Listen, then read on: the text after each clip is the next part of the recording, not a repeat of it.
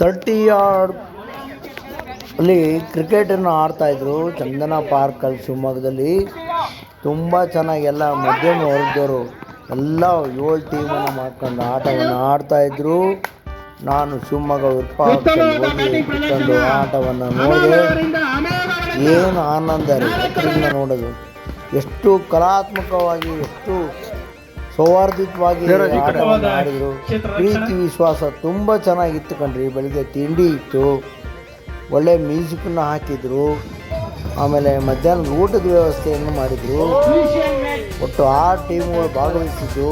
ಎಷ್ಟು ಚೆನ್ನಾಗಿ ಕಾಂಪಿಟೇಷನ್ ಇತ್ತು ಅಂದರೆ, ಎಷ್ಟು ಪ್ರೀತಿ ವಿಶ್ವಾಸ ತುಂಬ ಚೆನ್ನಾಗಿತ್ತು. ಆರೋಗ್ಯಕ್ಕೂ ಒಳ್ಳೆಯದು.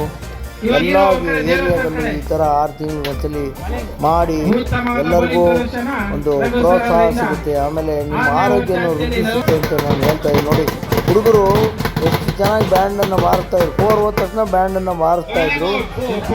ನಾನು ಕ್ರಿಕೆಟನ್ನು ಸೇರ್ಕೊಂಡಿಲ್ಲಲ್ಲ ಅಂತ ನನ್ನ ಶಿವಮೊಗ್ಗ ಬೇಜಾರಾಗಿ ಪರವಾಗಿಲ್ಲ ಅಂತೇಳಿ 2 ಅವರ್ಸಲ್ಲಿ ಆರಾಮಾಗಿ ಕಳೆದು ಕ್ರಿಕೆಟನ್ನು ವೀಕ್ಷಣೆಯನ್ನು ಮಾಡಿದ್ದೀನಿ.